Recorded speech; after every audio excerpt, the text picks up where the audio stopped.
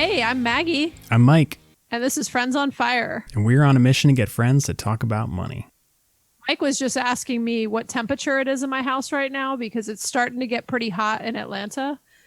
And, you guys know I'm pretty funky about what I keep the temperature at in my house just because I'm kind of cheap. And I also kind of like the stoic angle of a little bit of suffering. Right? Like, I don't want to be too comfortable. You like to punish you and your family at all times. Yeah, right. Yeah. Like when the kids say that they're hot, I'm like, well, like, take some clothes off. Like, people in other places have like real problems, like you can get past a little bit of heat. You'll be okay. Put a fan in their room. We're like, you'll be fine.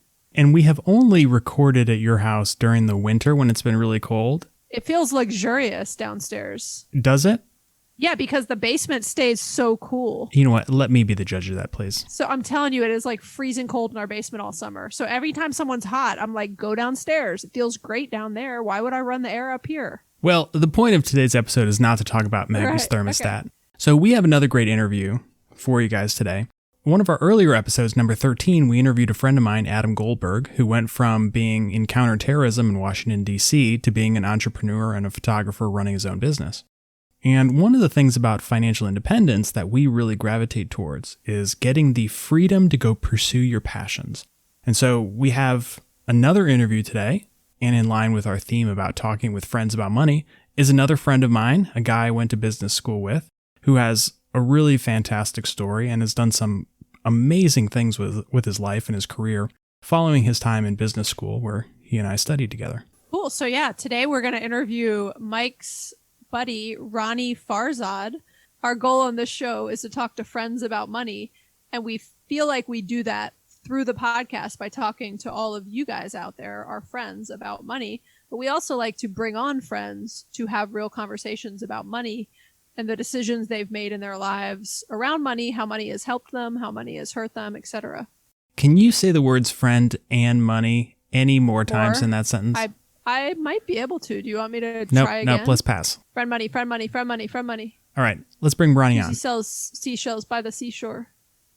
Okay. Yeah. Hey, Ronnie, thanks for joining us. I'm calling you literally from bed. I like it. I don't have many good Zoomable backgrounds in my house, so my alternative, and there's also a 2-year-old in the house. So this is kind of the exact like opposite side of the house that I can get to keep things quiet, or I have to go to my car. And I've done so many Zoom sessions in my car that it's justifying the payment, the monthly payment. Well, Nice. I'm glad you're comfortable. I'm also recording from my bedroom right behind us. I'm not physically in the bed, but now that I know it's okay, maybe I'll get. I thought you were going to say you're not physically in the room, and I was going to say that's a witty background. Where are you? Are you in outer space, but you did a fake Zoom background for your bedroom? Amazing. So how you been, man? I'm okay. I think in the grand scheme of things, I feel like there's, fortunately or unfortunately, right, there's several layers between us, and I don't want to speak for both of you, but I would say, with great presumption, several layers between us and the people who've been hit the worst by this pandemic. And all things considered, I'm okay. Good. I think that's a very fair statement. Maggie, it's a pleasure to meet you. Yeah, it's a pleasure to meet you too. And thank you so much for giving me this opportunity. You guys are very sweet, and I feel honored to be on the podcast. And I read up a little bit about some of the interviews you've done, and I also found some things out about Michael that I didn't know. Namely, that you wrote a book that you never told me about. He recently wrote it. I mean, you're not that far off. It just was within the past year. So you would not know he's a marketer. I mean, like, can someone do his PR? I mean, this guy does not toot his own horn. I have a very small budget. There's a no budget for the marketing side. So no, you asked how I am. I'm good. This is actually, I've been looking forward to this. So thanks for having me. And it's a pleasure to be with you guys. And Maggie, just great to meet you, and look forward to meeting you in person once the pandemic is over someday. Hopefully, who knows with this world. As soon as the pandemic's over, you're going to get hit by a hurricane. You'll have to come back up to Georgia to evacuate, and then you can meet Maggie. It's some real bullshit down here, guys. I mean, they're like, we're witnessing a more active hurricane season than normal. I'm like, what the hell? Like, this is not the time. Mother Nature hates us. But yeah, and I also learned, Michael, you're from St. Louis. I had no idea. Really? It's like Wait, do you guys even know each other? We knew each other at one point in our lives, and like we didn't go backwards from that moment. We only went forwards. Like that's what I like to say. It's because you're dudes. Yeah. We're dudes are like, yeah, you're down, cool. Like, yeah. All right, let's get into these questions. Okay. And I will occasionally drink my water. Go ahead. All right, so can you start by telling us a little bit about yourself and your company? Sure. So Ronnie Farzad, native of Miami, Florida, lived here most of my life, went to school in DC, but came back here, and I have a wife and two amazing daughters, 5 and 2. I share that with you because that's kind of the most important thing about me. I was going to say there's a lot of daughters on this show right now. 1, 2, 3, 4, 5, 6, 7. I had to add them all up. Daughter power. There's 7 daughters? Yeah, across all 3 of us, 7 daughters. We are raising the future of America right here. Maggie, you have, so I can't do the math that quickly. I have 3. He's God got bless 2. You got 2. You've got and 3? Nobody has anybody but girls here. Yeah, I have one that I birthed, 2 stepkids. I'm sorry to derail this, but you've got 3 daughters. Could we all agree that daughters are the best, and like who needs sons? I'm sorry. Yeah, definitely. I'm all set. Yeah, no, I agree. So happy that we don't have a son. Sorry, but anyway, I kind of grew. How should I share this with you? You asked about my work background. I went from consulting into the hospitality industry. And then later on started off my own consultancy about 5 years ago with a couple of partners. And that consultancy is focused on, I would say, on work we do for hospitality clients. So your background's super fascinating, but you didn't cover the most important part. You went to business school at the University of Miami where we met. I did. Went to University of Miami Business School. I did that essentially after I left the PR firm that was focused on hospitality clients. And I had understood at the time, someone had told me or fooled me into believing that in order to make it into a Fortune 100 company, you had to have an MBA. So I felt like I was, at the time, I thought I was kind of brushing up against the ceiling of what I would expect kind of salary and title wise. And for career advancement, I'd have to get my MBA. Which I don't know if that was exactly true, but it certainly was a good time. It was a very good time. It was a good time to get it. And I think we came out into the greatest financial crisis until this one. So high five for milestones. Yeah, cool. I wish I could have a time machine just to go back and see you two in business school. Michael's a great guy. And I just think picture you like both sitting over like an Excel spreadsheet together. Like, what did Mike do in business school? We actually got involved in the marketing. I think we got involved in the marketing association together, right? Yeah. Yeah. Nice. And we were both kind of, I think something I'll say about Michael and I think we have this in common is, while we were in the MBA, we weren't really obsessed with the academics. We were already thinking about how we were going to use the MBA kind of to further our careers or our passions. And I remember you doing that with AT&T, with the program there, which was really clever. But there were a lot of people who found them. I would say there were a lot of people who would find themselves in the MBA and they were kind of all about the academia of it. I certainly was not that person. I think on the spectrum, I was like, I had my laptop open and I was VPN'd in and working the whole time that I was in class. And when the financial crisis, when the Great Recession hit, I'd say even more so, just focused on how the hell do I get ahead of this? And kind of that's when I think about business school, that's kind of what I think about, think about the last collapse. What year did you guys finish, or what years were you getting your MBA? 2009 we wrapped, right? Yeah. Okay. Oh, that's funny. That's the exact same time that I got my MBA. Not at the same school. Where did you go, Maggie? I went to Emory University in Atlanta, and it's funny you mentioned the kind of almost like peer pressure that you felt that you had to have an MBA to advance in a way. I had a similar, just the like environment and the circles that I was working in was already at a Fortune 100 company, and is Home Depot a Fortune 100? I should probably know that. It's up there. Don't worry about it. It's Fortune. Anyways, it's Fortune. It's Fortune. But there was a lot of like pressure that that's sort of what everybody else had theirs, and that you needed that to be seen and sort of taken seriously on a different level. And then what's funny is in the middle of my MBA, I switched companies and I went to a company where nobody had their MBA and nobody could give a crap that you had your MBA. Yeah. It almost sort of was like hurt you a little bit because like nobody else had it. So there was, it seems like there was quite a backlash to the MBA. I think in the years after, I would say, just in terms of how it was perceived. At least from my side, it did ironically get me to where I wanted to go, but it was like through a roundabout way that it got me there.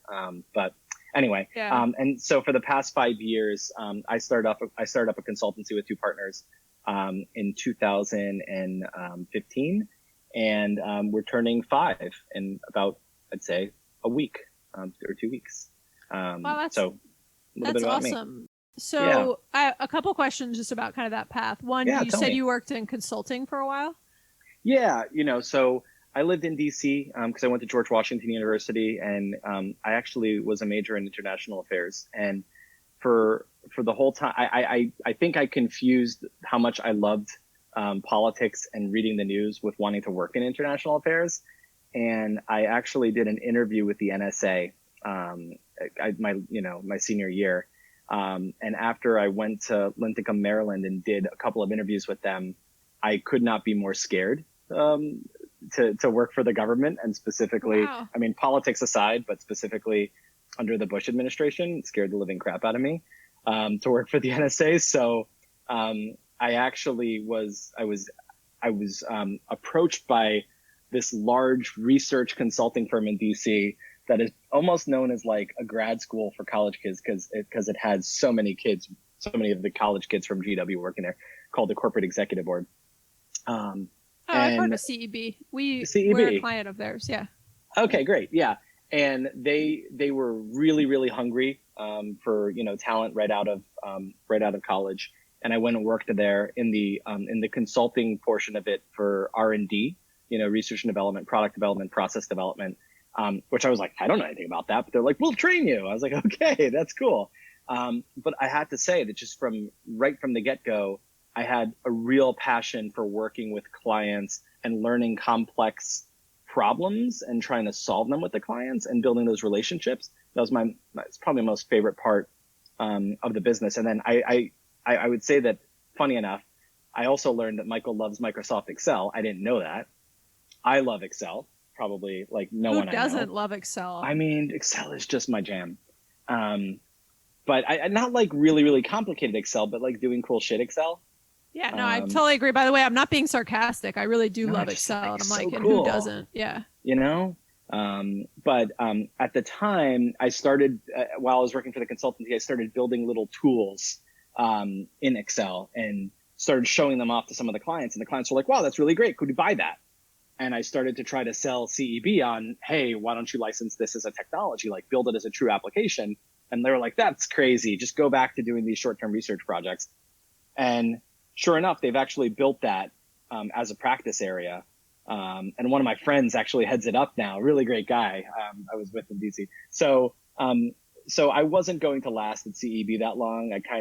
I've never been very comfortable in a corporate context. I think Michael could probably tell you I don't sit still for very long.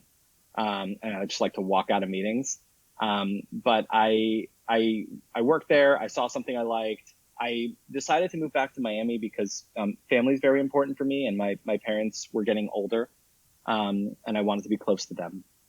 I ended up working for a firm that sold like martini glasses and barware and that sort of thing, and they were looking to launch their e-commerce side of their business to sell direct to consumers, because essentially they had so much success selling to like the Westin, the Ritz, but also to like Target, Federated back then, Nordstrom. And essentially I helped them launch their e-commerce site. I didn't really know how to do it, but I kind of figured it out enough. And I decided at that point, that was kind of my foray into hospitality, because I was getting to talk to these hospitality brands, spend some time on property. I really loved hospitality, and I don't know why that is exactly. I think it's possibly just because of my parents and a little bit more of like an immigrant upbringing, immigrant parents. The the way they handled company when they'd come over and everything. So I just kind of loved kind of service and experience and all of that, and decided that I wanted to continue in hospitality. I just didn't know what, but I did know that there were a couple of firms down here, and there was a real estate boom at the time. And there was a PR firm that was highly focused on real estate and hospitality clients. It was called the Apple Organization in Aventura, and I lived in Aventura, so it was perfect. So I actually went, no association, by the way, with Apple Inc., but went and worked with them, and I started to get even more into hospitality, and now I was working with different brands. Specifically, one of my biggest projects was with the Bal Harbour Shops. I don't know if you're familiar with the Bal Harbour Shops. Yeah, I've been there. Yeah, it used to be like the it spot in terms of luxury retail in South Florida. There's a little bit of an arms race in that too. But at the time, and this is like 2000, gosh, what is this, like 2006, 2007. But at the time, my role was to help properties like St. Regis, Bal Harbour, that were in the midst of launching kind of their coordinated marketing efforts, with brand partners such as the Bal Harbour Shops.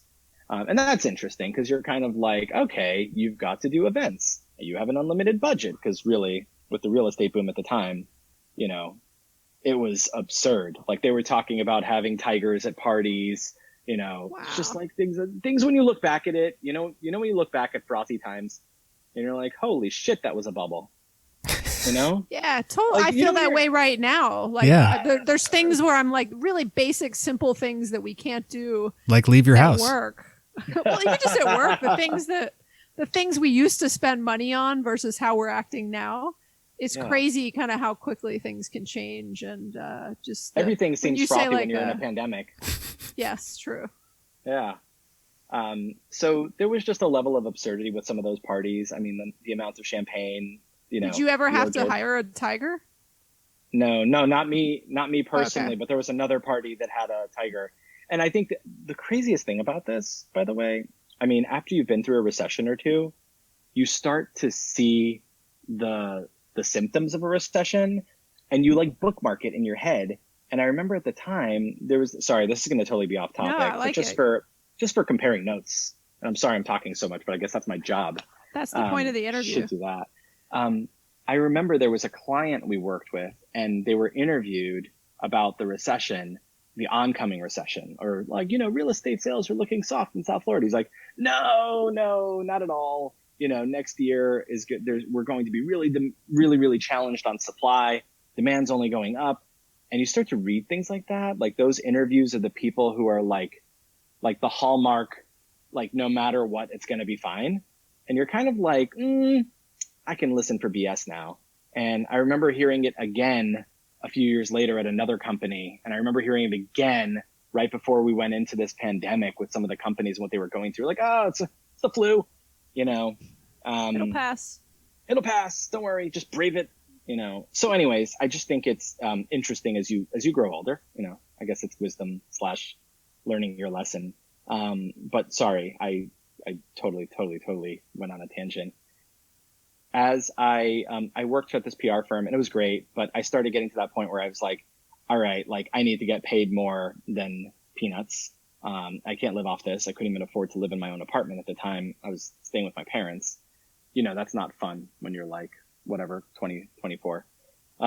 So I ended up going to business school, which is where I met Michael. And I thought that I wanted to work for a technology company. And I was in a long distance relationship with someone on the West Coast back then. And essentially where that led me to was the first summer after, like the summer after the first year of business school, I was out interviewing with the CMO of Yelp. Really nice guy. Super cool guy. And I was like, I'll come out here and I'll do an internship. I'd love to do it. And he's like, yeah, totally. Like all about it. No problem. And I was like, great. Can't wait to do it. Made my plans, was going to stay at the girlfriend's place. I get an email from him a week later and he's like, actually, they let go of me, or he had to leave for some reason. He doesn't work. Oh, wow. Yeah. And I was like, oh my God, I have no backup plan. This is crazy. So what's kind of funny about it is at the time, I was pretty sure that I was doing the MBA to get into like a high end, either a really cool startup or a Fortune 100. But at the time, and I'll just share with you guys, this is kind of one of those patterns that I've seen that's been super helpful to me in my career. I did one of those career fairs at UM, and it was a marketing one, Michael. And I don't know if you were there for that one, but it was hosted by someone from Crispin Porter, Jenna Sandoval. I don't know if you know the name. Yeah, I remember. You have came a in. Crazy good memory that you can remember her name. Well, we've kept in touch. So she came in, and this is kind of to me, this is kind of why you've got to always pay it forward. She came in, she gave a really good presentation on, her background and her path and everything. And she then just gave her contact to everyone. And I emailed her, and I was like, hey, could we just grab a coffee and can I ask your advice? And this has been the hallmark of my career, has been how helpful and cool people have been to be mentors or to give you advice when you need it or to point you in the right direction. Because the truth is, you're not going to find most of your jobs on monster.com. You're not going to find your next gig that way. People don't teach you how to network. A lot of this is coveted career advice or coveted things that you need a mentor for. And I just feel like a lot of people I know, especially right now, are probably very hopeless and probably don't know what they're doing. But the best thing you could do is just spend your time talking to other people, like-minded people, learning from them, asking their advice. I have found that the time to network is not when you need a job, but just to make a connection. And, yeah, that's great. Both great points. Yeah. And you know what? Jenna took my resume and must have emailed it to 10 to 15 people with a super sweet custom message, took her time and did that. And she helped get me referred in at Burger King corporate, not at a chain restaurant, and also at Royal Caribbean corporate in Miami. 2 highly valuable internships when you're in business school, and it's 2008 going on 2009. And she helped get me the interview, and I got the job at Royal Caribbean. And I can kind of tell you the next chapter if that's interesting for you. But I worked there for about 7 or 8 years. And after 7 or 8 years there, I had connected with some partners at Royal who, when we work together, it's like magic, which I'm sure similar to how you guys work together. And, finishing each other's sentences, working in like almost like a startup within Royal Caribbean. And the area we got really honed in on is, my role was the design and development of guest-facing technology, and how that would impact the design of ships, the design of experience, how you try to build transformational experiences with technology. And then their roles were more on kind of like the experience production side, either entertainment production, ambiance production, guest flow, service modeling, all of that. And we kind of joined forces for a project where we were trying to build the first smart ship, so to speak. And like I said, we were just finishing each other's sentences. We were a company within a company. We had an unlimited budget, which meant we had no budget, but could potentially have an unlimited budget. So it's always interesting when you try to build an entrepreneurial culture within a corporate context. But Charlie and Joshua are my partners, and we decided we were going to launch Spark. And I always knew I wanted to be an entrepreneur. I never knew where or when it was going to be, or if it was going to be by myself or with partners. But the moment we started working together, I knew that we had magic. So yeah, that's when we started Spark. Ronnie, so many questions on things you just said. You said one of your buddies that you started Spark. I want to come back to Spark in a second, but yeah, sure. You said one of your buddies was in ambiance production. Yeah. Tell me about what that means. Like, I'm picturing like the lighting on cruise ships or something, or the smell. It's the lighting, it's the scent, it's what you see. It's all of your senses. A lot of that is very, very highly kind of strategically like thought of up front. It's all, when you're building, it's not just cruise ships, right? So we do a lot of work with retail. We do a lot of work with land-based hospitality as well. But when you're building an environment that is multi-venue, and you're thinking about how those venues need to function for different types of segments of guests or different audiences, how they need to change functions from morning, afternoon, and evening. And if you think about a cruise ship, and by the way, ironically, I hate cruising. I hate it. But I know it. Do you get seasick? No, I just never cared for it. I never cared for it, and I had to do it a lot for work. I've probably been on 40 cruises. So for me, I love that this is your career field, and you're like, I don't like it. No, I don't like it, but I know it. Like, when you just know something. Yeah, like, I don't like to be the guest. I love to be behind the scenes. I just can't relax. I just see everything. It's like seeing the Matrix. You see like the code. You're like, ah. But essentially, there was a lot of thought given to how spaces are going to perform, throughout the days for private groups, for masses of guests that have different needs. And then ambiance is kind of a supporting actor in terms of what you hear, what you see, what you feel, what the uniforms are, all of that, super important, for how you're able to kind of create a space and make it have an identity and a meaning. And essentially the goal is to support an experience, but also to linger in people's memories if it's a space that's, kind of more prominent. So Joshua, my business partner, who's just super cool, like, has sleeves up and down the arm, tattoo sleeves, highly creative in ways that I'm not. That's one of the areas he focuses in, and kind of what he brought, when we started up Spark. So did you start Spark with Josh and Charlie? Yeah, Joshua and or Charlie. Joshua, sorry. Yeah, it's okay. I feel like I know him now. So I hope he listens to this because he's really particular about Joshua. It's funny. I thought you said Joshua. Okay. He'll be like, hi, it's Joshua. They're like, great to meet you, Josh. He's like, Joshua. No, Joshua. Joshua. And I'm like, I don't care what you call me. But yeah. Okay, really. Ron, let's get back into things. Call me whatever. Just kidding. Ron is such an 80s name. I'll take it. It makes me think of Anchorman. Okay, so you've like figured out that you and Joshua and Charlie work really well together. Like, what sparked? Good word, nice. Huh? Like, Very what well done. sparked that sort of idea and creation? Like, did you just have a conversation one day? Like, kind of walk us through that. I always think. Well, when we started working on this initiative within Royal, that kind of demonstrated how well we could work together, and kind of like the old adage of like 1 + 1 + 1 is not 3, I guess. So we started having the magic back then. So fast forward, I actually tried to quit. And Charlie was my boss at the time. I actually tried to quit on him, and start up my own consultancy.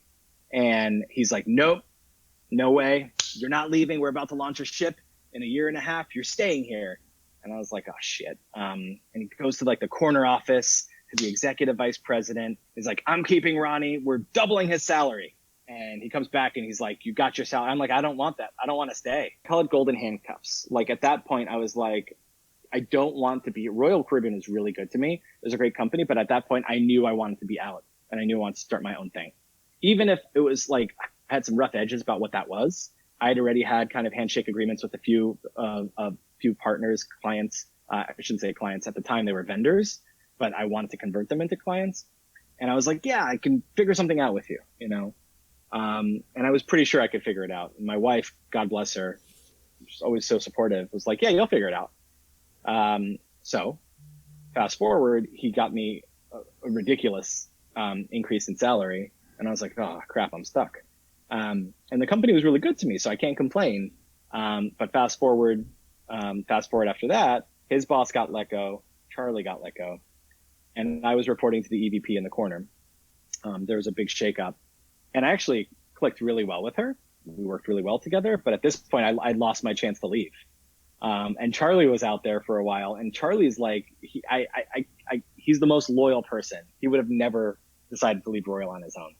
So the fact that they let him go, and there was a bigger, at the time, there was a bigger reduction in force. It wasn't just him, it wasn't a personal thing. So Charlie's out there for a while, and we keep in touch, but I fast forward another year and a half, I should say. And Charlie and Joshua, I had dinner with Charlie, and out pops Joshua, and they're like, do you want to start a company together? And I was like, you guys are idiots. Like, what are you even talking about? Start what? And they were like, I don't know. Like, we could do something like what we were doing at Royal. We could do for other clients. And I was like, what could we do? Like, what is that? Let's define those services. And they were like, I don't know, like designing experiences. I'm like, what the hell does that mean? I'm like, well, that sounds so bullshitty. And they were like, I was like, you know what? Let me talk to Jackie about it. And I go home, and I swear my wife, like, thank God she's like the most passive Jubin there is. She's just so cool about things. She's like, yeah. What's a Jubin? Jewish Cuban. Oh, okay. So Thank you. I guess it's a term only for Miami. I'm sorry. I haven't even heard that, and I lived in Miami for a few years. You're not true Miamian. But Jackie was like pretty gung ho about it. And I was like, mean, like these guys, like, what are they talking about? Even though I was super tight with them, I was like, I can't. I'm like, I'm going to leave my comfortable corporate job and I'm going to go start up a firm. Like I missed my chance. Like, she's like, you should chat with them. Just go chat with them, just have meetings with them. And sure enough, Charlie and Joshua and I started having weekly meetings, and we started talking. I come from the business angle, and I'm like, let's talk about how is this sustainable? Like, who will our clients be? What will they hire us for? How much will they pay us? What are our costs? Like, let's start talking like that. Let's start talking about what the business is, what services it offers, da da da. And it's kind of funny because we were very fortunate. There was one large benefactor of a client at the time, and they had hired Charlie, and Joshua was kind of moonlighting and helping. So there was money there. There was revenue there. They were on a retainer. So we started spending nights and weekends together, and I started putting it together an Excel grid of like, who's going to hire us for what, and we had brands like Coca-Cola on there and, other large companies that we had no connection to or limited connection to. And I would say not a single brand that was up there hired us for anything for the first 2 years. And we had a lot of preconceived notions of Royal Caribbean, I thought would hire us immediately as consultants, when I left. But when you work for a company and you leave, they kind of see you still as an ex-employee. I don't think they see you as a quote consultant or a consultancy. So there was a little bit of venturing into the unknown that we did. We were very, very careful and cautious with some of the sensitivity launch for a while. There was probably 3 months where we were a little undercovers, a little quiet about it. But what we were doing that whole time was planning, what are we announcing on social media? What's the name of our company? What's the logo package? What's the brand brief? What are we saying to people? Who's in our network? And it's funny, we really fumbled around this and we had no idea, but we connected to a few mentors.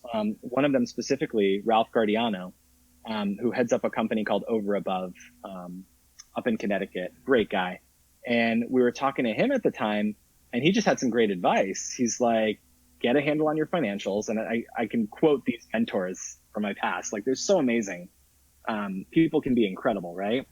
Get a handle on your financials.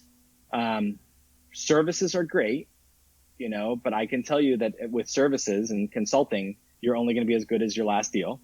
And it's hard to sustain. So build a technology, own IP, own intellectual property. And essentially, you'll kill it and keep in touch with us. But think about what your blue ocean is. And I was like, blue ocean? He's like, yeah, think about what you can do better than anyone else. Think about how you can be in a niche and kind of serve that niche really, really well. And then you don't need to compete. Don't get into RFPs. Try to avoid them. I hate them. This is all him speaking. And I was like, wow, this guy is really interesting. Like, I would have not thought of any of these fantastic things. Advice. Yeah. And it's just stuff that you just don't think about. And even now, like 5 years later, I hear his words coming out of my mouth and I'm like, oh yeah, like there it is. Recurring revenue, licensing, technology, like that's where you need to be going. Right. Yeah. And I mean, obviously all bets are off with the pandemic. Any recurring revenue model, some of the best recurring revenue models are now dead. Yeah. They've disappeared because, all the casinos have closed their doors. So they're not paying for their technologies or their media or anything right now. So I think some of this is what's generally good thinking. And then there's what actually makes money in a pandemic, which is a totally different conversation. Ronnie, I'd like to go back to something you said. When you talked to your wife about the opportunity, and she was very supportive, what were your discussions around the personal financial risk? So you had a great, comfortable corporate job, you were making more money, and you were venturing off into the unknown. You didn't know how much you were going to make, how long it was going to take. How did that kind of conversation happen, and what were some of your fears, and how did you handle it with your wife? It's a great question. I remember exactly where we were in the house when we had the conversation. She was at the sink and I kind of walked up and started sharing some of it. And in terms of considerations, it was really helpful at the time that there was a client, there was a runway, right? And that helped, right? Because I wouldn't be going from, the nice 6-figure job to a job where I was making zero. And so, in terms of the types of entrepreneurship that there exist in the world, if there's a spectrum from risk averse to highly risky, I would say I was probably somewhere in the middle. I think there are people who give up their careers and go into nothingness and hope to figure it out. I don't think that's what I was doing, right? There was a client there who was paying, gosh, I want to say $250K a year. And I said, if you take $250K and split into three, I think we can make that last as a runway until we figure this thing out and, land a few other deals, and then we'll figure out the next thing. And I also think I think generally with some entrepreneurs who leave corporate, there needs to be a little bit of dash of, I don't want to say arrogance, but ignorance, of not really knowing what it takes. I think you have both. Thank you. I love you. I do think it takes a little bit of that. At the time, we were looking for a house, and we found out Jackie was pregnant with our first. Wow. So yeah, I mean, it seemed like this was the time. I think there's another thing, which I looked around at every job at Royal, and as good as the place was to me, and they were really good, there are no, director VP spots that I wanted there. There was nothing I wanted to do. And when I thought about every other job, I was like, there's not really anywhere I want to go and work. I want to work for myself and figure this thing out. So the considerations really, and it helps, by the way, to have that second salary, right? So Jackie having that income, I don't think I would have done it otherwise. Or, unless I was solo and we didn't have Jackie and a kid, I don't think I would have done it or felt comfortable doing it at that point. So I'm thankful for that. Hey, Ronnie, I'm curious, when you told the story about how you went and tried to quit to your boss, Charlie, at the time, and he, ended up convincing you to stay and offering you a bunch more money. What were you going to go do then that was that different than the idea of going out on a limb? That's a great question. At the time, I had two technology vendors that I was thinking to help grow their book of business or make their applications, or their approaches, I should say, more applicable to cruise. Which a lot of what's typical for cruise is what's typical for a lot of industries. There's just a lot of nuances. And when you find vendors or solution providers who are really, really trying to get in, it's like they don't really understand what works in cruise. So I thought that there was a big opportunity there to help them grow their business, and kind of help them from that side. So what's kind of funny is it's not anything close to what we do now. But it is close to the first client we had as Spark. There was a media company that actually has Charlie to help grow their book of business in cruise. So it was an easy segue in terms of using your knowledge and expertise that you had and trying to make it just raw, in a raw fashion available to a company that would highly value it for a very expensive product or service. Did I answer your question, Maggie? Sorry. Yeah, it was more just sort of the psychology that you seemed so confident and sure that you wanted to leave then. Yeah. But then it sounds like just a couple years later when they kind of pitched this to you, you were like, ooh, I don't know. I have this comfortable job. And what, I was just curious, what emotionally changed with you? It's so ironically, I thought if I were going out on my own, I was like, I can figure this out and I've got this. Fully in control. Yeah. And then when Charlie and Joshua are really good friends. So when they approached me, I was like, first of all, I'm honored. But I thought if they were approaching me, I thought they would have already figured out what it is. And they had not. So I thought that for me, it was like, it's almost more dangerous to have three people on something that you don't know what it is yet. So yeah. But it's also it speaks volumes to these guys. They're amazing guys. They brought me in at the ground floor and let's figure this out together. So I just think that there is that ignorance, arrogance, and eventually you just have to go out on a whim and figure it out. And I can tell you guys what we evolved to and what we created. But it does come down to the personalities. It does come down to the people.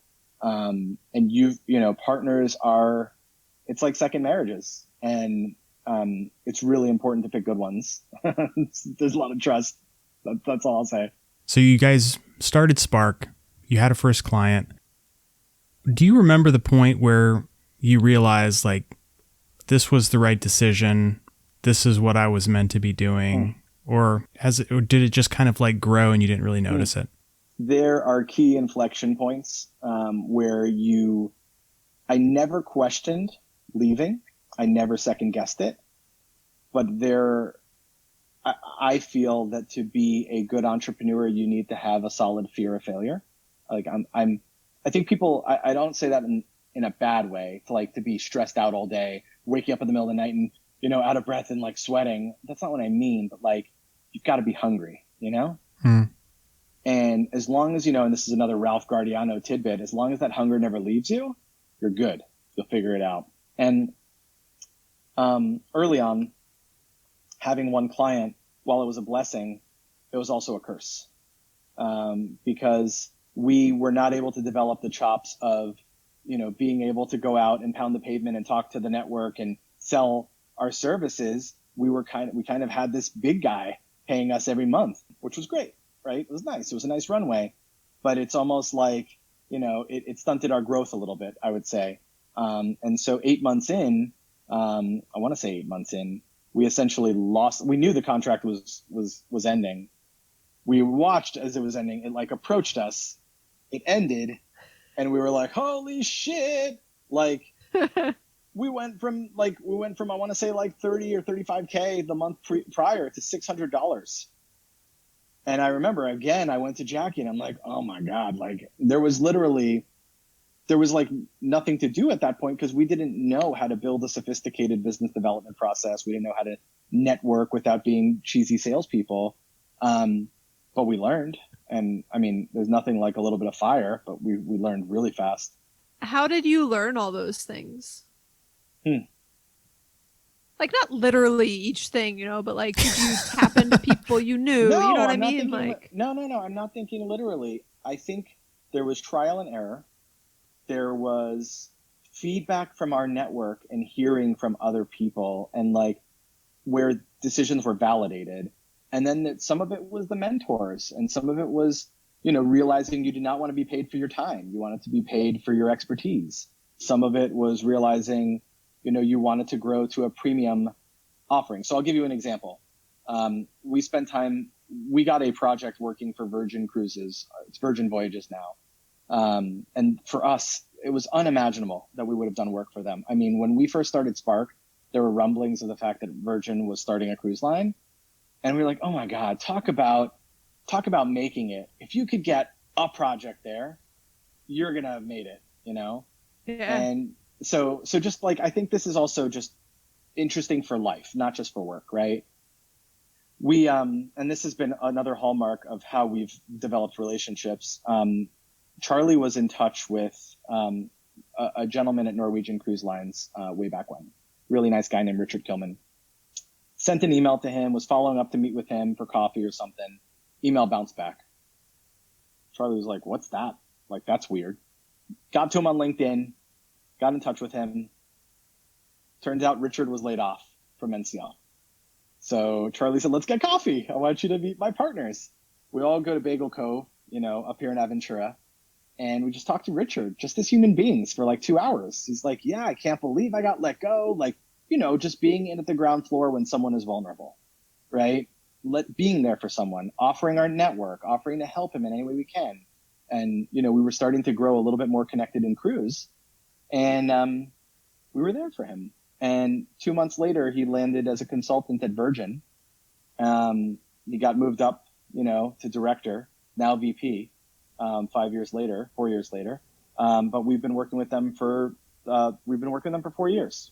And it's not why we did it, but it just pays to take care of people and be there for people.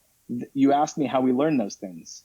We learn those things through validation of being there for a Richard and then realizing we need to be there for everyone else we can when they're let go. And this has been something where sometimes we help a person and nothing comes back and that's fine. And other times it comes back and it comes back big. And it comes back for 4 years of projects, so that's valid. To me, that's kind of when the universe tells you something back of, oh, this is the right way to do it. Be caring and be there for people when you don't need anything. And sure enough, so to answer your question, Maggie, let's post that quote on Instagram.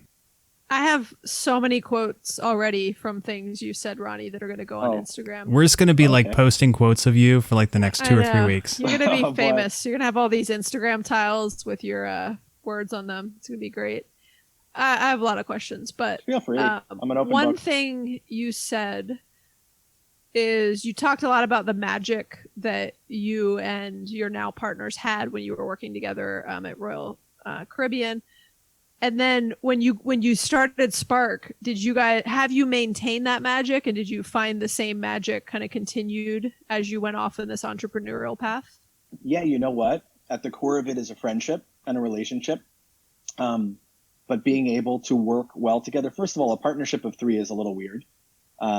You always worry there's an odd man out. I would say that our friendship has transformed, through it. We very, very, very, very slowly started to realize what we were good at, each of us, and what each of us were not good at. And we started to specialize, quite a bit. And I found myself, Michael would probably laugh at this. I took over all the finances for the company. And I was like, I can't do finances. Like, what do I know about that? But we started learning. And because I managed the finances, I started caring more about the business strategy, and building, doing kind of like scenario modeling and all of that. And they started looking at me like the guy who understood where the company was going.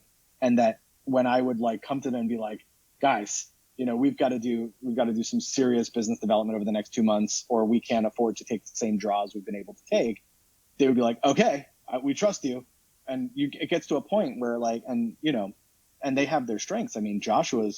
Joshua's one of the most intelligent people I've ever met in my life. And he just has brilliance, coming out of his mind.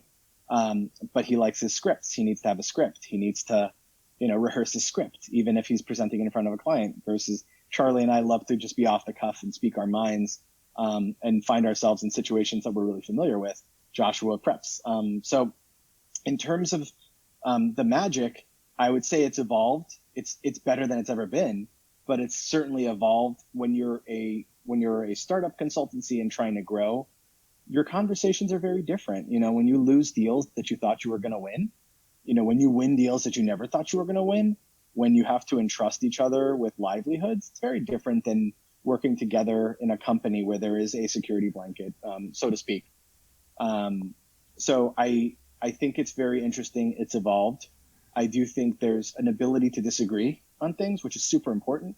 Mm-hmm. If partners can't disagree, it's going to be a partnership. And I think that's one of your quotes. It's going to be a partnership. I think I have a lot of respect for these guys. And I think it's also important that as you grow, you also need to not be holding on to each other for everything. And I think for us, one of the big stepping stones, one of the big things that had to happen was we had to, we began to get highly networked in cruise and then land-based hospitality.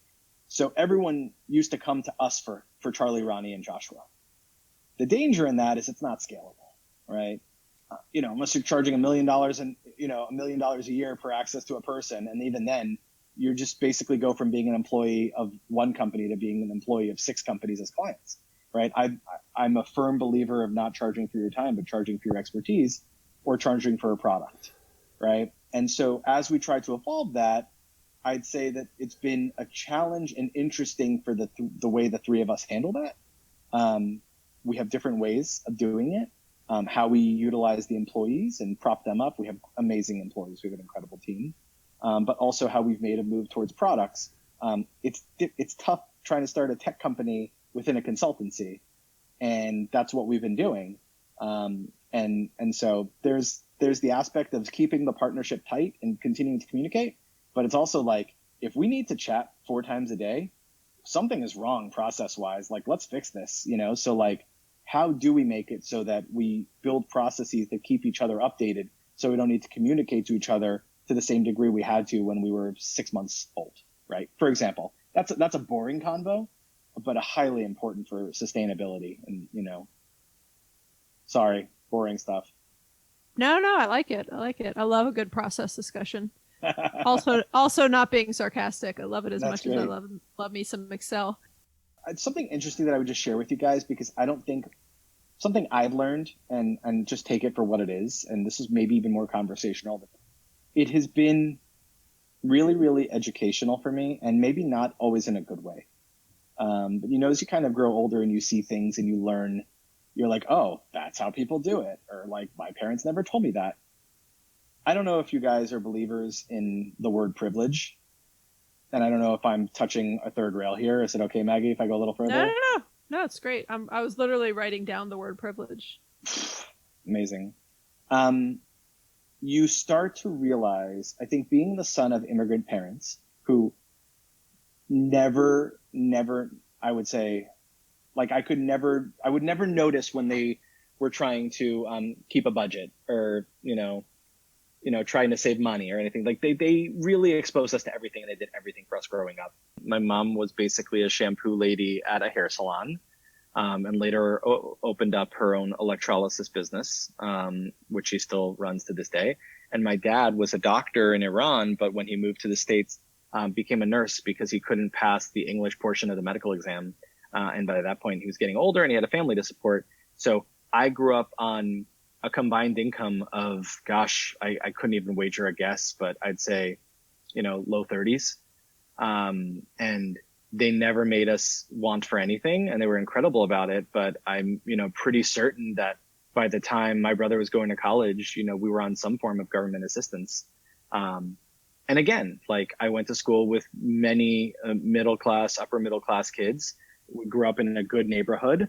My dad did pay off his mortgage, and make it work. And so, yeah, I think that's where I get a lot of it, but it's also where I get my aversion to massive amounts of debt, which some people have made work. I've been in awe of how people use other people's money. That's all I'll say. But by virtue of the fact that they did not grow up here and they did not advance, within, I would say financially beyond a certain point, there's certain modes of thinking and making money, and finances that they would never be privy to.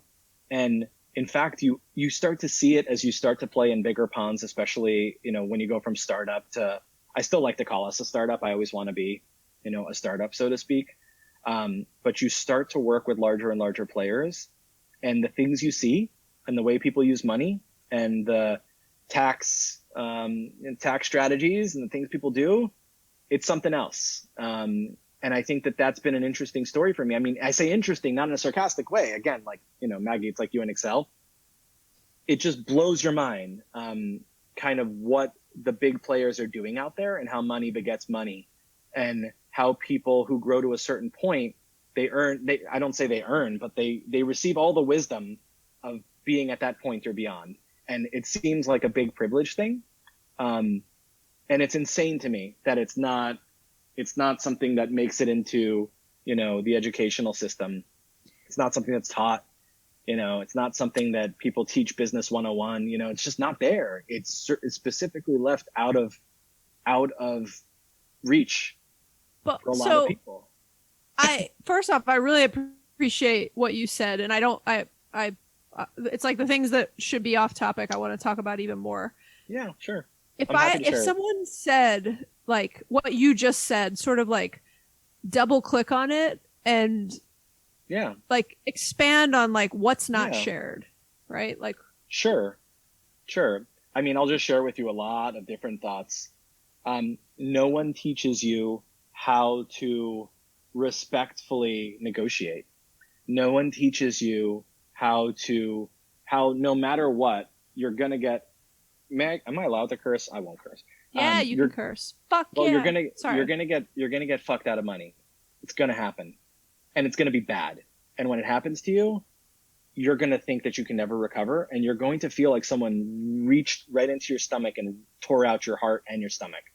And early on, when we were, I would say, 6 or 7 months old, we won a deal that was going to be a very big deal for us, and we got, I would say we got fiercely negotiated into giving up the IP, and dividing into a method of payment terms where they would only have to pay for half of it up front rather than at what we asked for, which was 75 or 80% up front. And the difference was so much so that we couldn't pay ourselves for 2 or 3 months. And it takes a situation like that to learn how to structure your terms, especially when you're a small guy, right? And sometimes some people have to learn the terms, learn it 2 or 3 times. But you will constantly find companies. We've been very lucky. Our clients have been amazing, to us, pretty much all of them.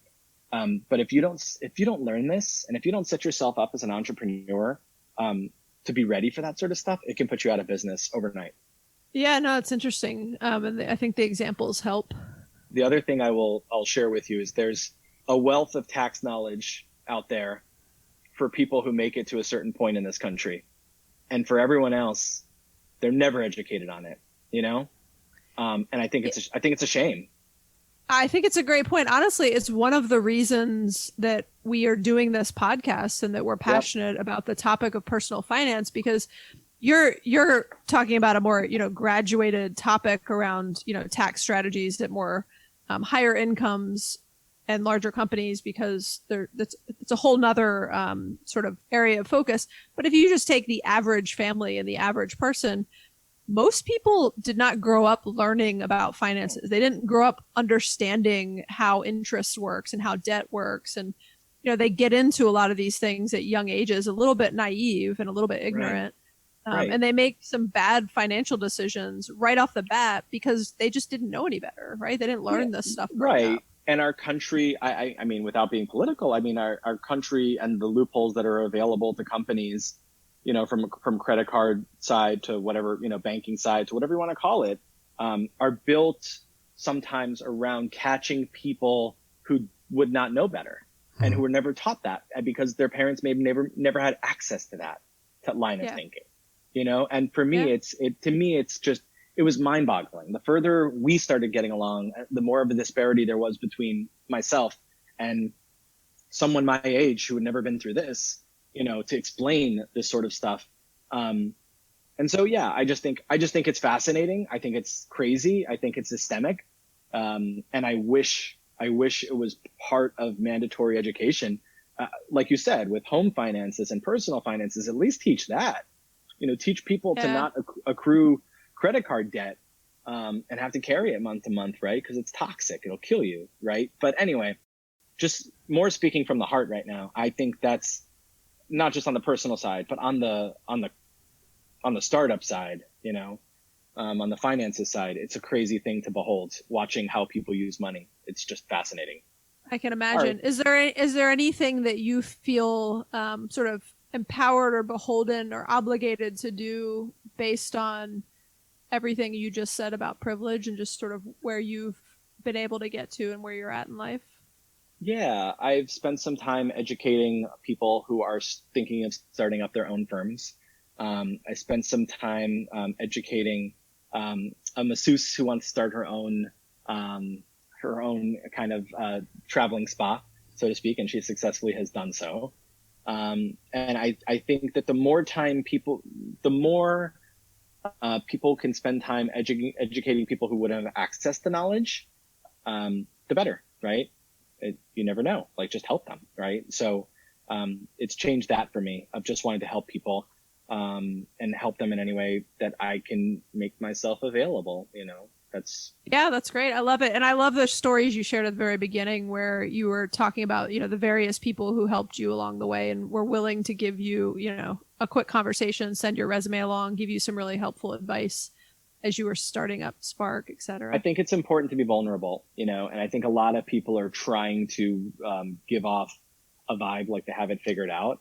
And the truth is you never figure it out. Let's be honest, mid-30s here, don't know shit. And I just feel like as long as you keep that side of it, you'll be good. You'll just keep wanting to learn, to keep wanting to go further, but you need to be honest and open with people when you don't know certain things and you want to know them. And you need to ask. There are people who are further along in their careers who want nothing more than to spend time with you and educate you on something that they've become a master of. And it's been huge for us, right? Just spending time with people and getting to know them, big. Yeah, very true. So Ronnie, I want to switch gears a bit because, our podcast is all about talking about personal finance, and I want to just spend a little bit of time and, like you were just talking about, be vulnerable. So we want to hear this regardless of whether we have like-minded views on money or not. Sure. What are your personal, your home personal finance, sort of point of view, methodology? How do you think about money in your own household? Yeah. Jackie and I share a bank account. It's a joint bank account. I keep a bank account. I mean, you guys wanted details. These are details. What's your routing number also? We prefer you share that. Wait, is this a Nigerian prince? At what bank do you keep that joint bank account? Wells Fargo, which is not good for shit right now. So don't even bother, I would tell you. But essentially, I have an LLC that is a 1/3 owner of Spark. And we have a joint bank account, Jackie and I. And essentially, the way the money moves is, she works for Zumba, the dance company. She works in accounting there. And, I totally pictured that she was a Zumba instructor after you said that. She is certified. I like it. So essentially, money comes in from Spark, money comes in from Zumba, goes to my LLC, goes straight to our bank account. She chips off a piece for 401k. I hold off a piece for, I'm giving you details. I guess that's what you want. I hold some back for IRA, and I hold some back for a SEP IRA. But yeah, in terms of finances on a monthly basis, with the two girls, we got one in private school. We built, a budget a long time ago, looked at it and kind of nodded our heads of it being sustainable. We don't like to sit down and look at the credit card statement on a Sunday morning with a cup of coffee and go line by line and say, okay, what do we need? What do we not need? Or what is that? That sounds awesome though, Ronnie. That sounds like that's my life. Yeah. That's actually Mike's Saturday night. So that's like Saturday night date night is like whispering sweet nothings into. Yeah, you want to open Mint together and see what our transaction history looks like. Yeah, that's just not me. I do enough of it with the business that in my head there's like are we good? We're good. I don't want to. Right. I don't want to get to that level of granularity. I just want to know that shit's good or it's working. Everything else will be figured out. An important thing for me has been to understand where I could put my money so that it's not just sitting in our checking account. So I'm a big fan of kind of opening up an IRA and diversifying the investments there and putting it there and just letting it sit there and adding to it every year. So that's it. I'm kind of boring. Sorry. And I keep a little account off to the side with E-Trade where I do some, casino betting, so to speak. What about your longer term financial plans? Are you guys good to keep doing what you're doing for a long period of time? Do you want to try to build up some freedom where you can handle some bigger changes down the road? Like how does your daily budget management and savings mechanisms ladder up to a overall strategy? Yeah, so we have a guy we work with at Merrill Lynch who's really, really good guy that we got started off with, I want to say 5 years, 6 years, 7 years ago. And they're really, really open with us.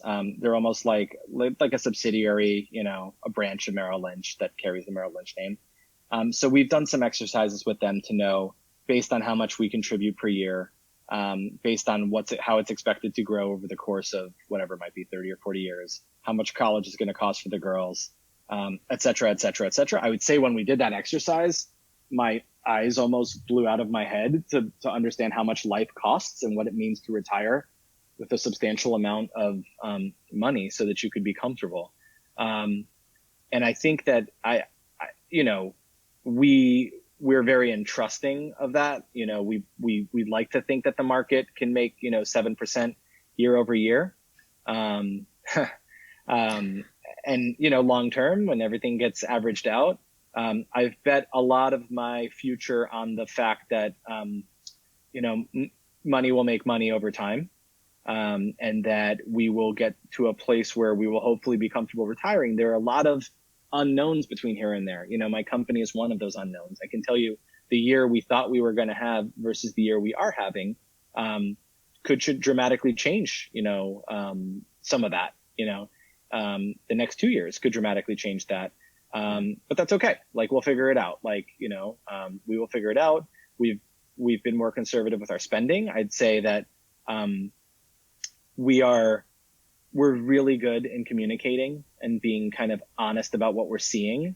When we started seeing this whole COVID happen, and making the shift towards home and everything, we had, I'd say, one conversation about like home budgeting and changing in finances. The great irony of everything is like there's only so much you can spend money on now. Like everything's just groceries and toilet paper and Clorox wipes. Like what else is there anymore?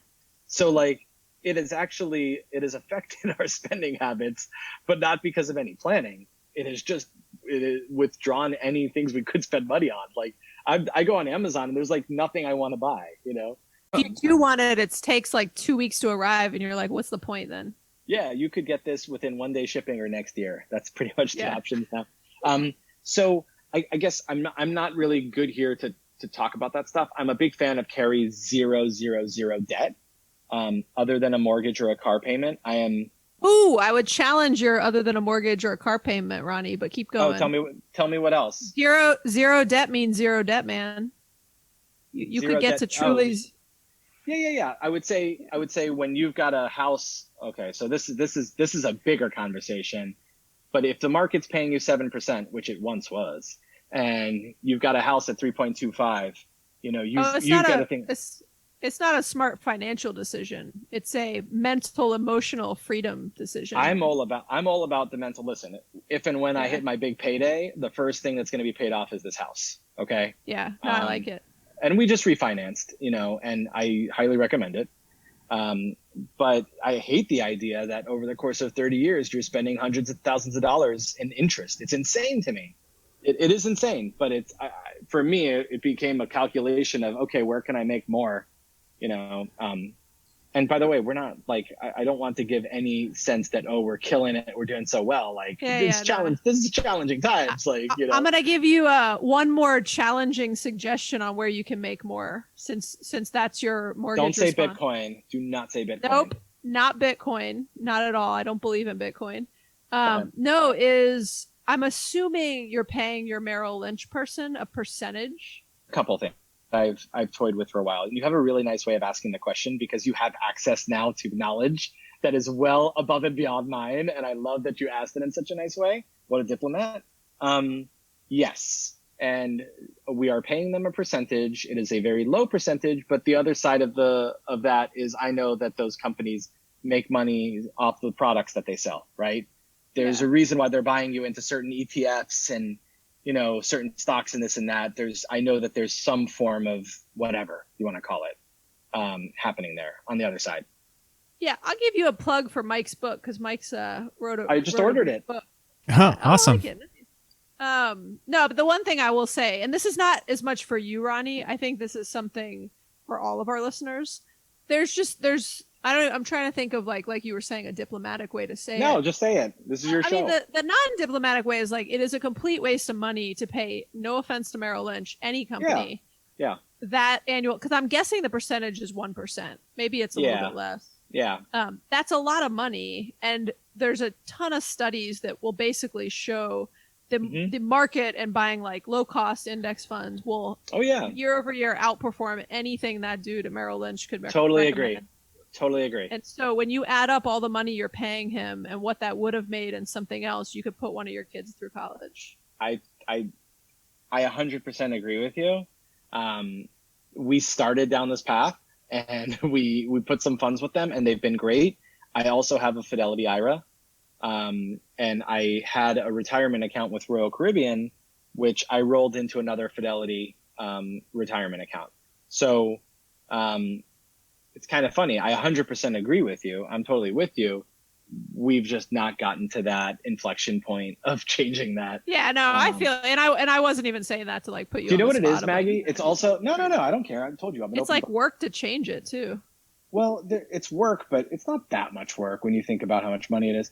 I think the other aspect of this is also there's this weird feeling of accountability when you have a person there, and there isn't really a person there. I think that's the other thing. Like, your guy is not sitting there, trading for you. That's not what's happening. They're doing massive volume trades among all of their clients, and they're not even initiating all of those. I'm sure some of them are robo trades, but I keep thinking about accountability and the fact of like, am I comfortable with just throwing it? I do it. It's funny because I do it for my IRA with Fidelity. I just literally diversify between emerging markets, S&P 500, blah, blah, blah, blah, blah, right? Like 5 Fidelity, zero cost indexes, right? And it's been good. Like, it's good for me. And there's parity between what's happening in Merrill Lynch and Fidelity. So it's just, when you know something logically, but emotionally you don't. I think emotionally I haven't gotten over this hurdle that it's not accountability and it's not anything more real. Well, I mean, it's a great point because like your mortgage comment is dead on. Like when your response was the math of a mortgage, because I agree, my money would have made more money. I mean, Mike and I both have paid off our mortgages in the past couple of years. Feels great. You can't put a number on the feeling that it gives you, but financially, it's not the most financially savvy decision. And I knew it doing it, and so did Mike doing it. So it's the same thing. It's their same point about like emotions still drive so much of kind of what we do and don't do, which is a great point. So Ronnie, switching gears to the current environment we're in, things are very challenging right now for everybody, but certainly for hospitality. So like, what is your company going through and what are you going through personally? Sure. We kind of made our specialty in the early years, and certainly we're kind of our Rolodexes and our network is cruise. Which is at the epicenter of this. If you think about the headlines and what happened there and where the virus spreads most easily, it's on a cruise ship. So what I would tell you is I've seen it as almost like 3 different phases this has happened in. The first phase was when we were looking at the virus and we were watching it spread and we didn't know what it meant for us. And we went from talking about the virus as a hypothetical to, oh my gosh, it's here.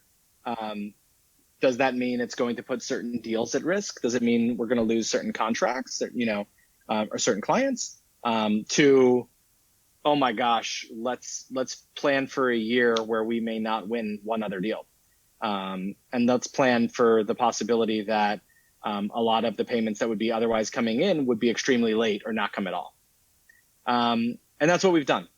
We've built a series of plans, and we learned how to do this over the course of the last 5 years, but because, we've never borrowed a single dollar. So building a company with cash only, you figure out how to build plans, So we've built kind of, everything from aggressive to very conservative plans to what we'd have to do from cost cutting measures to surviving, to, payroll protection, all of that stuff.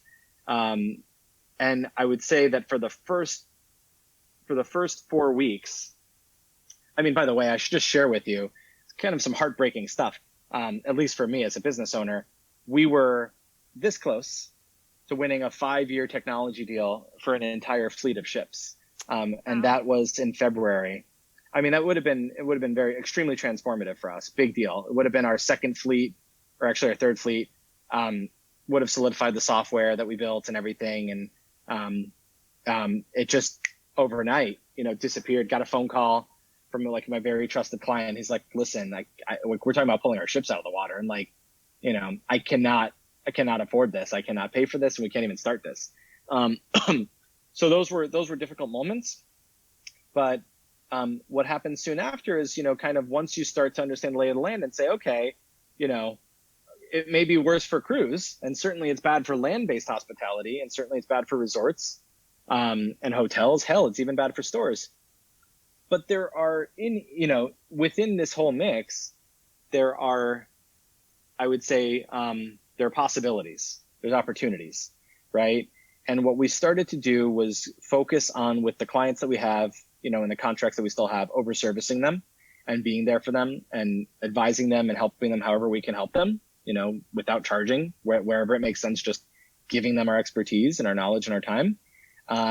And for kind of trying to thrive, what we've done is we've thought about who were the companies who are least susceptible to this pandemic.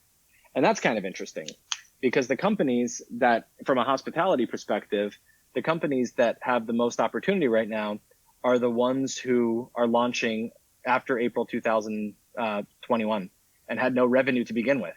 So like, if you were a company that had 18 ships in the water, or 20 ships or 21 ships or 25, you're having a really hard time, and that's understandable. If you were a company that had zero revenue and was still in startup mode, you're killing it, right? Like right now, you're like, Corona what? You know? It's a great point, perspective or context. And by the way, and what's available to you now, if you're one of those companies, are all the, you know, not to make light of a terrible situation, but tons of talent, eager talent. And we've kind of navigated towards that. You know, we're talking to some businesses that are focused on that launch window, and it's been very good for us. That's been important. So that's kind of been the first phase of what we've done to try to get ahead of it. I'm curious, are you guys at all, and capitalizing almost sounds like a bad word right now, but I don't mean it that way, but are you at all capitalizing on the fact that many hospitality companies are having to change their guest experience practices around COVID and kind of what the new normal looks like? Like, are you guys going to get into that at all? It's a great question. You're smart. Yes and no. So what we did initially is, you know, when this whole thing started, you know, we started going into self-isolation as a company. On March 12th, we asked every employee to work remote, even before Florida had asked them to do so. And at that point, we started to understand that we were going into the crisis. And when you're going into the crisis, all of these brands are panicking, right? They're just preparing for layoffs, figuring out how they need to cut costs, not understanding when they're launching again, right? So they're not amenable to a conversation of how you need to change their experience and their practices. Like, you don't sell into a crisis, right? Is the way I would put it. So that wasn't the moment to talk about it. Soon after that, we started talking about like, where would we think we could help?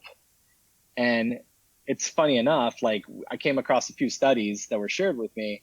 And what I started noticing is a lot of the brands were solving this for themselves, you know, from the standpoint of, you know, providing service from a distance, or, you know, how you could do room service that's contactless, like, et cetera, to the nth degree, you know, how to only carry, you know, guests on every other floor of a hotel, how to do check-in with, you know, contactless, valet, contactless.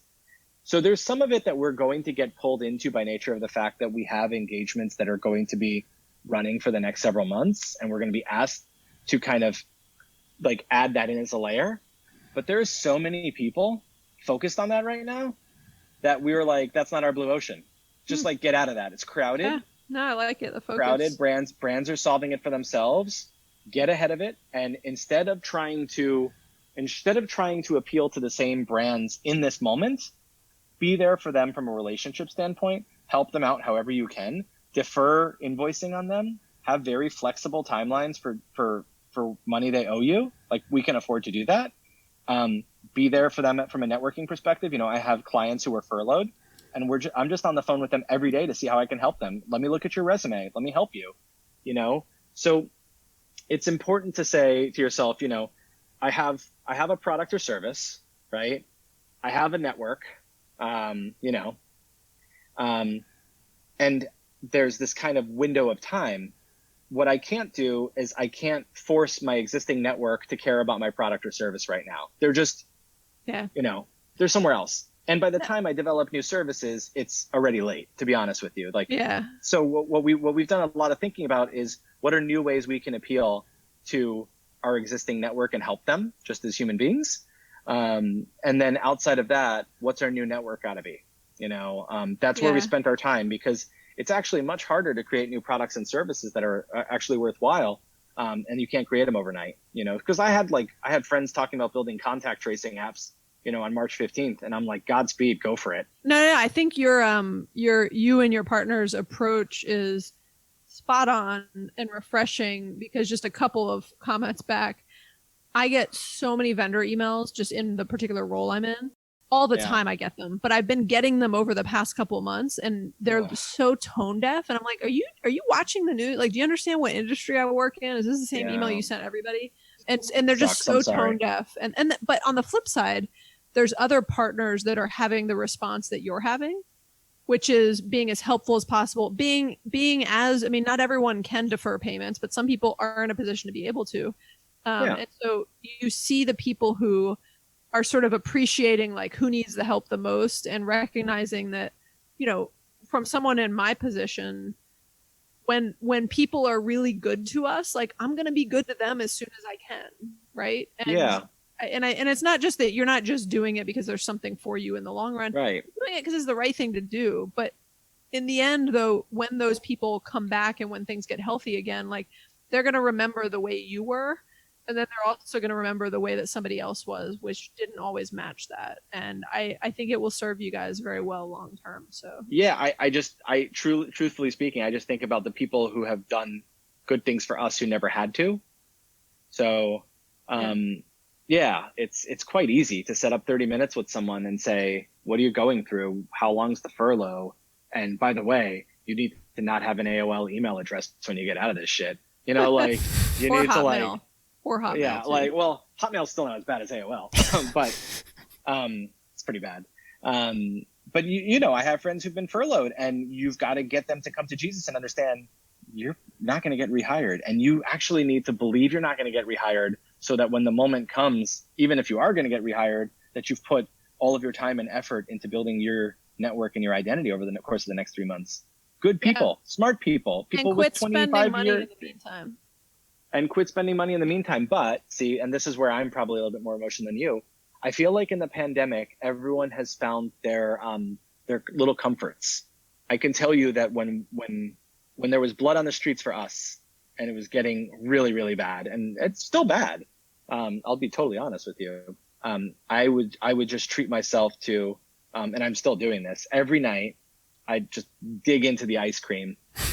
Oh, that's great. That's not what I'm talking about when I say Moose Tracks ice cream.